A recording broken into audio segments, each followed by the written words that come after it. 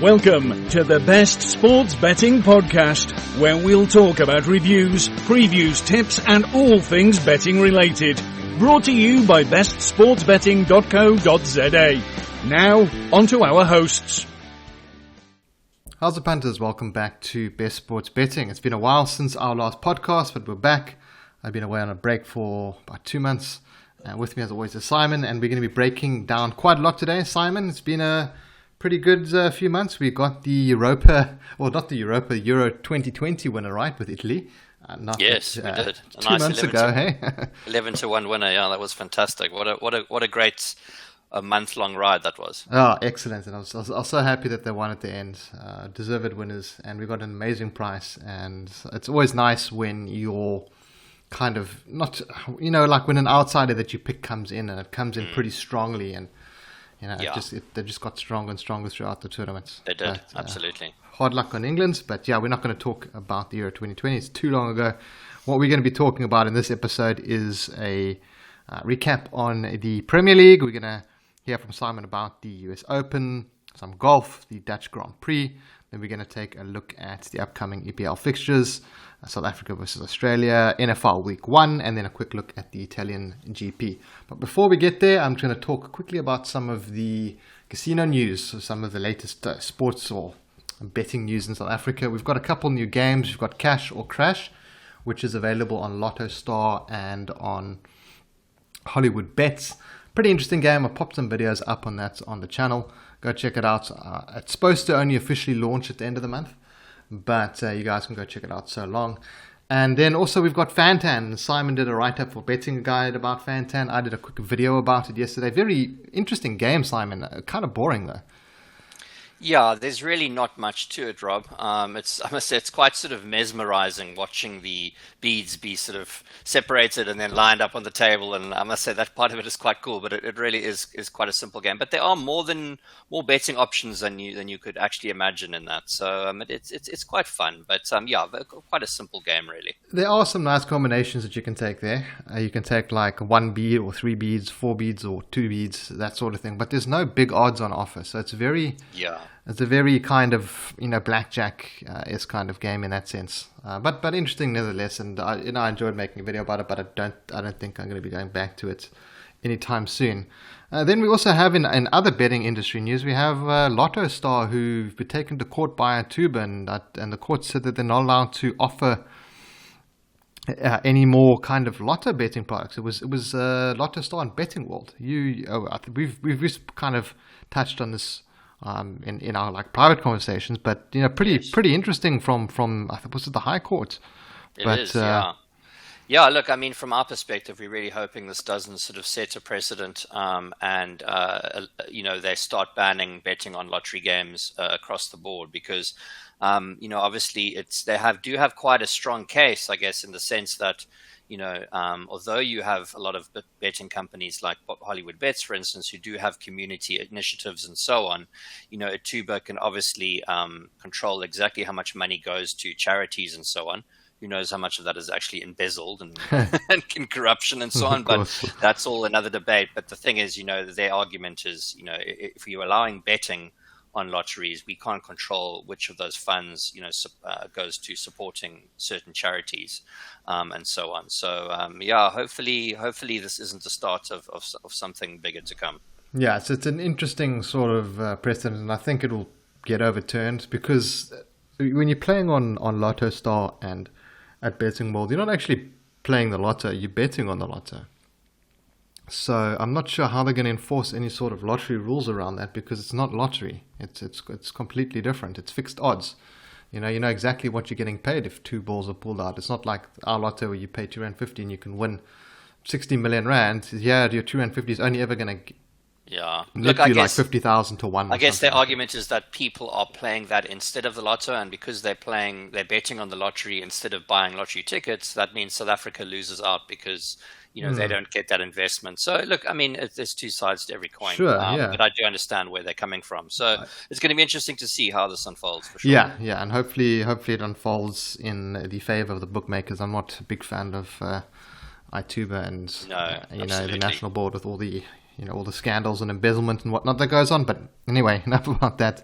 Let's talk about the EPL. What's been happening in the EPL? We've had the first three weeks of games, of matches, match days.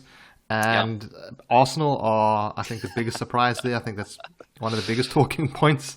That 9 goals, none scored in the first, conceded 9 goals. They've scored none in the first 3 games. Yeah, sure. I mean, I suppose you would have seen a couple memes going around. I mean, Arsenal always start the season at the very top of the table, just because of alphabetical order, and now they are stone last. I mean, to concede 9 goals, look, albeit 5 of them were against City, but to concede 5 and not net 1 goal in 3 games is just absolutely abysmal. So yeah, I mean, on the other side, looking at Spurs are top of the table. I can't say I'm that surprised, considering they do have a very solid defense. Look, it's still early days, and you're going to see some massive shifts around the table at this stage. I think it's not even really worth looking at the table for the first 10 weeks, but you can see some trends starting to develop. But I think, of course, one of the biggest news points this season, I think, is obviously Cristiano Ronaldo going to United, and he'll actually have his first start against our beloved Newcastle this week. So it's going to be interesting to see how he goes. I think even though I don't think he has that many years in him, I get the feeling we're going to have a sort of deja vu with the 2 Manchester sides battling at the top of the table in months to come. Yeah, I think we're going to have a bit of also deja vu with old Larson, who came back to United. Or was at United for a season or 2. I don't think he's going to last much longer than that. But, great to have him back. It's going to be great to watch him play. And I think it's worth talking about newly promoted Brentford. Who were sponsored by Hollywood Bets.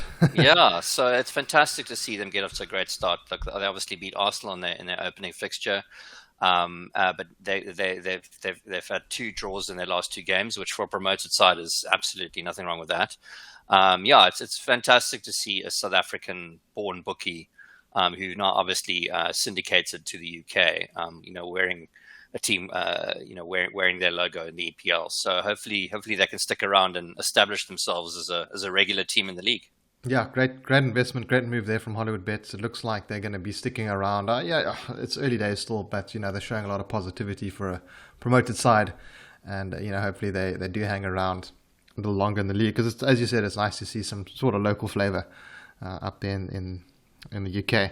Not too much else to chat about. Premier League kind of going as expected. Liverpool chugging along, United, City, Chelsea, all of the Spurs, all of the top sides, and Newcastle looking like relegation fodder again this season. But as I said, early days. So let's jump over to the US Open tennis that took place recently.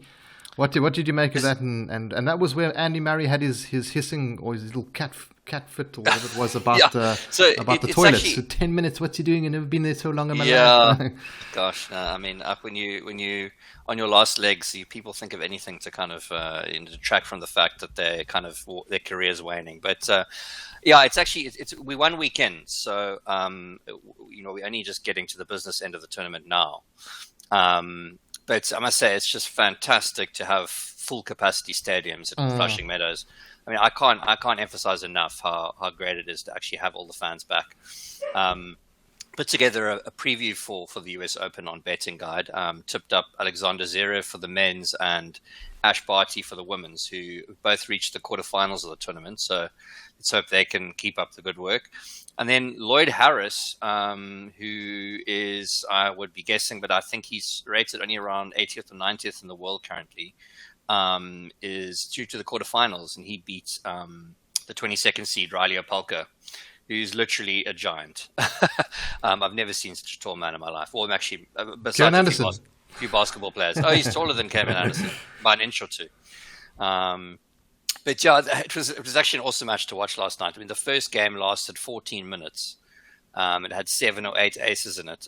So it was quite something. I mean, both these guys have absolute monsters. Walloping it down, eh? Yeah, I mean, can you imagine the advantage you have when you toss up a ball when you're like 7.5 feet and you just pound it down on the court? I mean, that ball bounces so high, especially off these hard, fast courts at the US Open. I mean, it's just incredible. you have to feel sorry for the ball boys and women who kind of literally ducking bullets like from the other side of the court. It's quite something. But yeah, so I'm really, really hoping that Lloyd Harris can get a bit further. But unfortunately, he's facing my outright pick, Alexander Zverev. He's very much favoured at 1.14 for that one. Oh yeah, so I'm going to be torn between cheering on my outright pick, but obviously also wanting my countryman to win, who happens to be from Cape Town. So yeah, it's going to be a good match to watch, and I suppose I'll kind of be happy and sad either way. yeah. So hopefully Lloyd can pull off Harris can pull an upset off there. But let's jump into the golf recap. There was the Tour Championship. I'm sure you were glued in front of the TV for that one. Yeah. I mean, this is how the season always culminates, and basically the top 30 players on FedEx Cup points playing in a tournament together, which is really great to watch. I like, normally you have the Champions League of golf. Exactly. You have normally about 150 to 170 players in a tournament, and there's only 30 in this one, which kind of it just makes things fun. I say this season has been really, really great for me. It's been my favorite season of golf so far in about 10 years of watching. I've just really enjoyed the little rivalries between players like Kupka and DeChambeau, which has got really childish at times, but it's actually I think it's what golf needs. So the season wrapped up on Sunday. And Patrick Cantlay was the winner in the end. He just nipped out John Rahm, who of course won the Masters, but he actually won wire to wire, which means he led all the way from Thursday up to Sunday, which is actually very unusual these days. I mean, you have to kind of go back to the days of Tiger and Rory McIlroy when they were both in their heyday. They did that fairly regularly, but for a player to top the leaderboard for 4 days straight is quite something. It is. Yeah, so that's it. There is more golf, but I'll be looking ahead to the Ryder Cup, which is just over 2 weeks, which is happening at Whistling Straits in Wisconsin, and I think having fans back for this one is going to be it's going to be a cracker, fantastic. And I also really, really like the chances of Europe. Really? I was about to say playing in the States.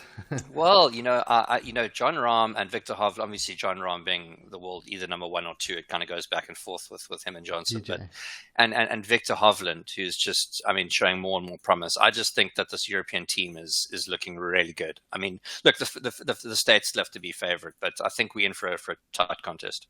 That's what you want to hear, especially for the Ryder Cup. I think I'll definitely be catching some of that. Then we had the Dutch Grand Prix, where Verstappen picked up a good win there, and the fans, wow. That was amazing. What do they call it? The Orange Army? It is the Orange Army, that's it, yeah. It was a good Grand Prix. I must say that it's been interesting to watch the Drivers' Championship, switch hands so many times this season. I mean, it goes Hamilton, Verstappen, just back and forth between them. That's Circuit Zandvoort in Holland. It's a bit like Monaco. It's very tricky to overtake. So, look, it was always going to be tough for Hamilton to kind of pip Max at the end there. But going into the Italian Grand Prix at Monza this weekend, Verstappen does lead Hamilton by 3 points.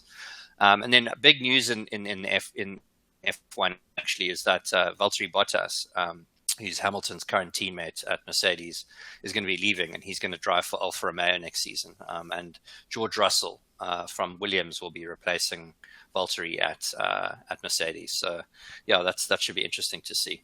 Cool. We'll touch on the Italian GP in a few minutes. We're going to jump over to our previews now, and I think we'll start off with the Premier League this weekend. There's a couple of bets that I kind of like, and I'm going to be going against the sort of, the right thing to do. I'm going to be taking a treble here. I think there's some value. I think there's even value on Arsenal this weekend.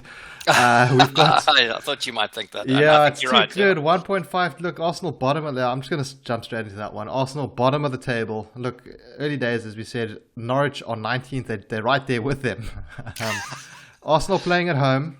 They have to turn it around at some point, and I know this is gambler's fallacy and whatnot, but Arsenal aren't, on paper, they're not a shit side. They're not bad as Norwich, and they're going to have to come right. They're going to have to score goals at some point. And I think when they do score goals, they're going to score goals.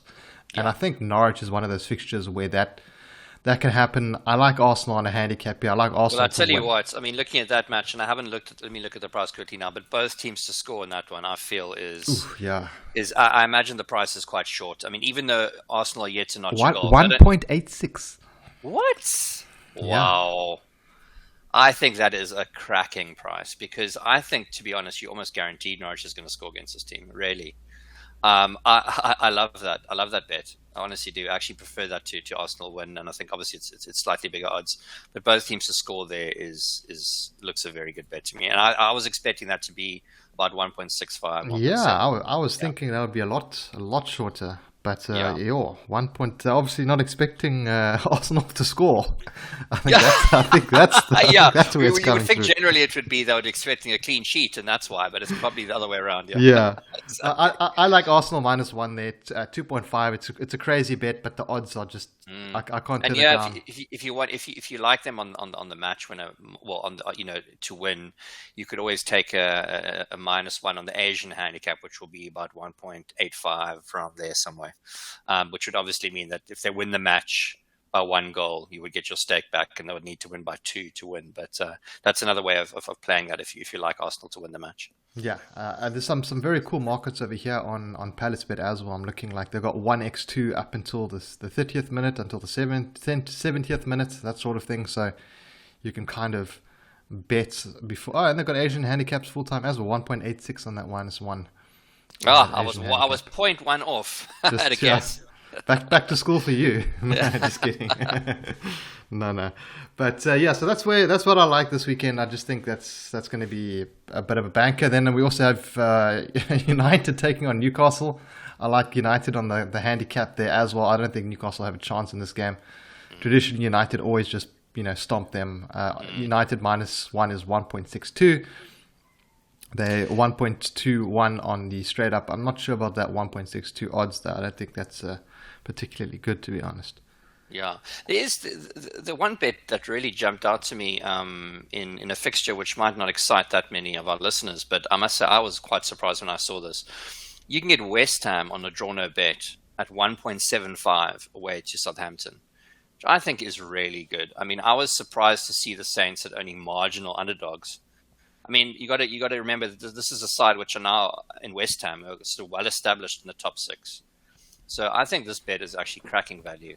That is not bad. I'm looking at that now. I was expecting Southampton to be well over 2-1 for this match, even though they're playing at home. I just think that West Ham to lose this match seems very unlikely to me. So I really like them, and I actually feel quite strongly about that bet. West Ham on the draw no bet at 1.75 with Sunbet.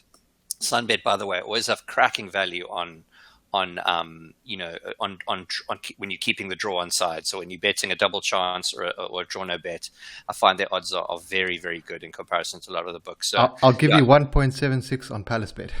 Oh, really? Okay, Yes. Fantastic. All right, well, there you go, even better. But yeah, I see a lot of value there. I really do. So yeah, West Ham that's probably my bet of the weekend, in fact. Okay. All right. So I like that one. I think you've made a good argument there. I like West Ham on the straight win there, but the draw no bet price is pretty good as well. It's backable. Yeah. What's the double chance? Let me just have a quick look at that. That can't be. Here we go. Tyre West at 1.39. Okay, maybe something to include in like a bit of a long shot accumulator or something.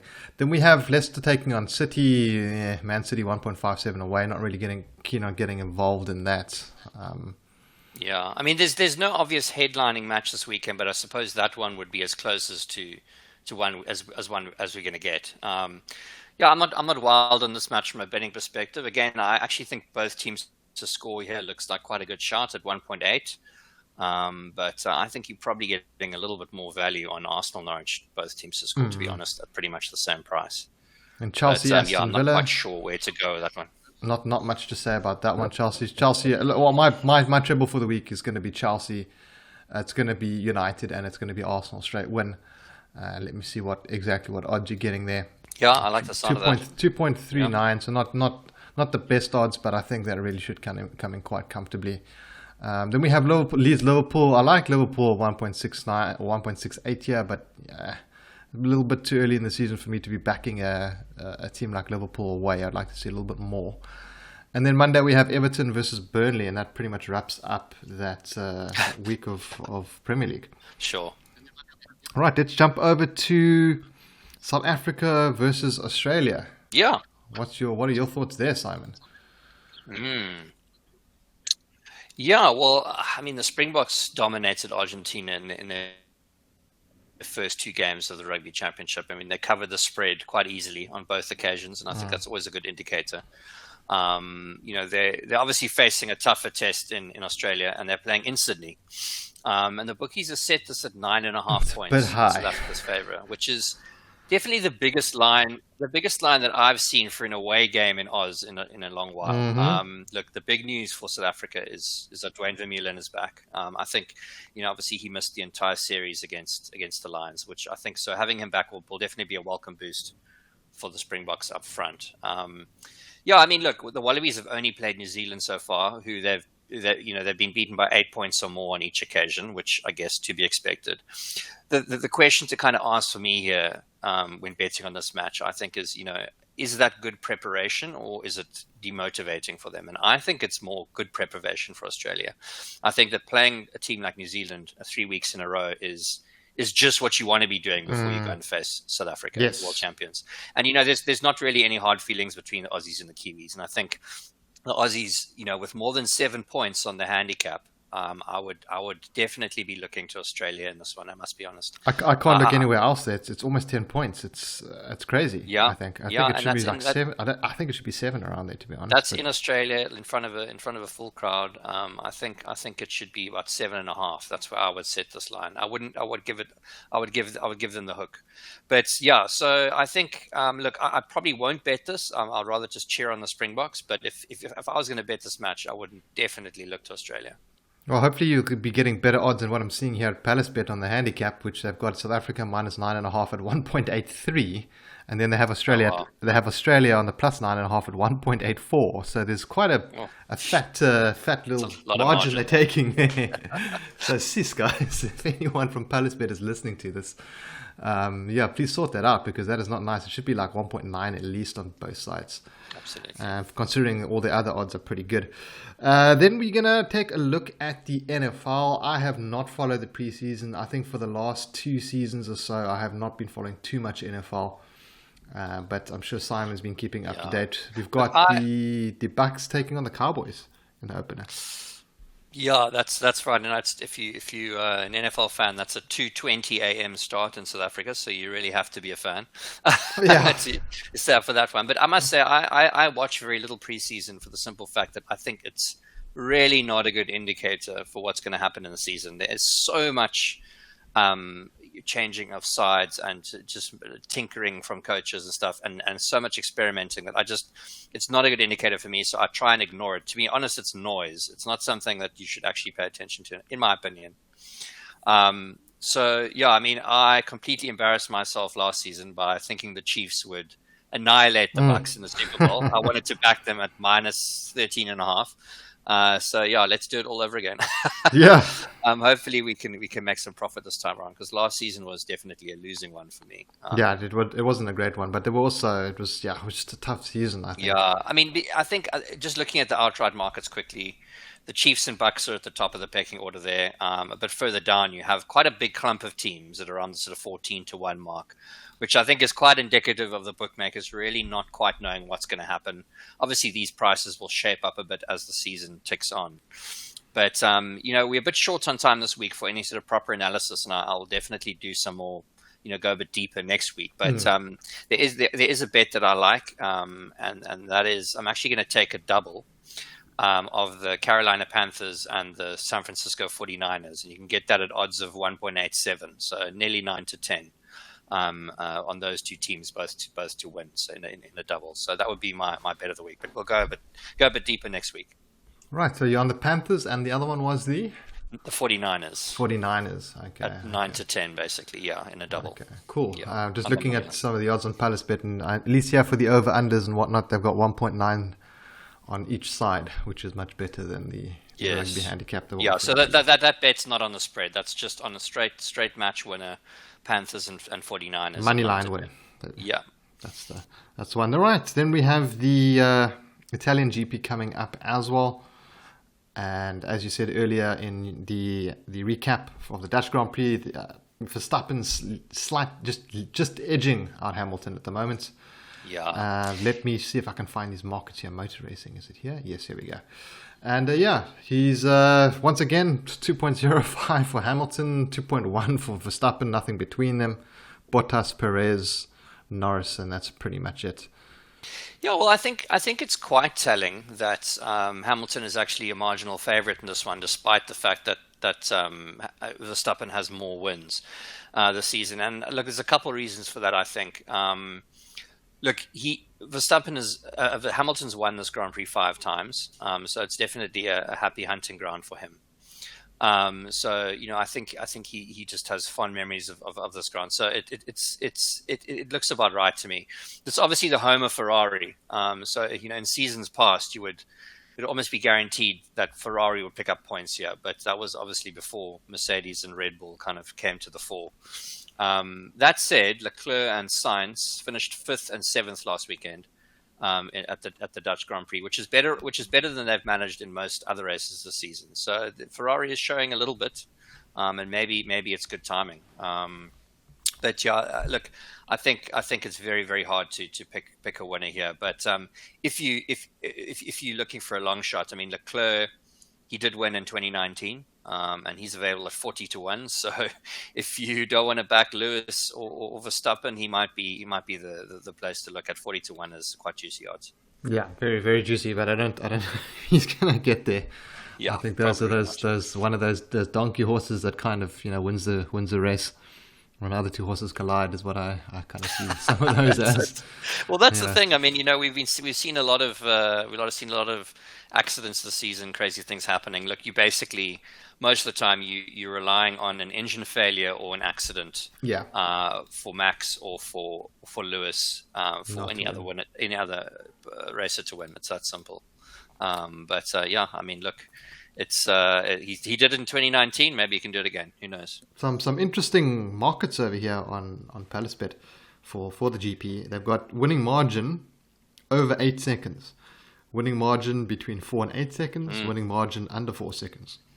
So it's not something that I've seen on too many other books. But then again, I haven't really delved into too much of the F1 exotics. But yeah, and that's quite interesting that they've already got that priced up on a Monday. Sorry, on a Tuesday. Whereas normally those sort of markets you'll only see much closer to the weekend. So that's good to see. Quite a few interesting markets here. And while we're talking about Palace Bets, let's talk about some of the bet boosts. I'm not sure if you've checked out the bet boosts over on Palace Bet. Yeah. I'm not seeing much up at the moment, but wow, we've got Cristiano Ronaldo to be the top scorer in the Premier League. I think that's terrible. Was 5 to 1, now 9.0, so 8 to 1. What I think that is. Much better than Superbet's bet boost. And I don't know if any of us have come across these, but a 1% or 2% bet boost is not a bet boost. No, it was 18 to 20, now 19 to 20. It's like, that's pretty generous coming from you guys, but no. Oh man, I would love to know. Be sitting around that boardroom table when they decide that that's the promotion they're going to offer. I can imagine how that goes. Understand how odds work. I can imagine the Superbets trader comes in and says, "Let's give our guys a boost," and then he goes to whoever it is, the CEO or the marketing guy, and he's like, "Hey, cool, we can do like a 20% boost," and they're like, "No, it's too much. It's too much. 2%, maybe 5%." They should be lucky. They should be lucky that they're allowed to bet with us. Oh dear! I must say, I crack up every time I see those ads. And the emails, and they also just go directly into my spam, to be honest. And I haven't even set it up like that. So that says enough. They've obviously been flagged. Yeah. That's right. But anyway, going back to the Palace Bet, they usually have some really cool. It's a bit closer to the weekend, I think, if you go and check it out. There's not really much up now because there's not really much going on in the middle of the week. But they have some really nice specials. And as you can see with that one, a proper boost. It's like 100% boost sometimes, like 80%, 90%. You're getting so much more value. Obviously, some of the markets are a bit obscure. It's going to be like combinations, it's going to be trebles, but they're a lot better than even someone like Bet.coza. Often what happens is I think they're running on the same software, to be honest. But they'll have the same boosts up. They'll literally have the exact same boost up, and the Palace bet will be significantly higher. And I'm talking like decimal points higher here, not not just like 10%. I'm like 50% higher. That like really really good boost. So definitely one worth checking out if you don't yet have a Palace bet account. And you can obviously get R1,000, your first deposit matched up to 1,000, which is a nice bonus. Yeah, not the best one out there, but it is something that's decent for punters, and they've got a couple of other decent promotions on at the same time. So definitely a bookie that's worth checking out if you don't have an account there. But yeah, that pretty much wraps up today's episode. It's good to be back, and we will be coming back, I think, next week with another podcast. We'll see how things go. And hopefully we can pick up some winners this weekend, Simon. Yeah, let's hope it. I must say, I'm feeling quite confident about that West Ham draw no bet. So I'm hoping that one's going to cash for me. Yeah, that does sound like a really good one, and it's going to be nice for me to take some bets without using a VPN. I was away and I was having to use a VPN for everything, and gosh, like it got so slow. Yes. I could place bets, but I couldn't do much on the Evolution. I couldn't play any Evolution games. Trying to play Aviator on a VPN. Like, I can tell you that plane flies away before you even put your bet on. Like, you're thinking like, ooh, like it's on 2, and then you press the cash out button, and it actually cashes out at like 5. Wow, no. How delayed is I suppose it can be good and bad, yeah. Yeah, no, it's good when you like when it works in your favor, but it's really bad when it doesn't, and it doesn't work in your favor more often. More often than not, it's not in your favor. But yeah.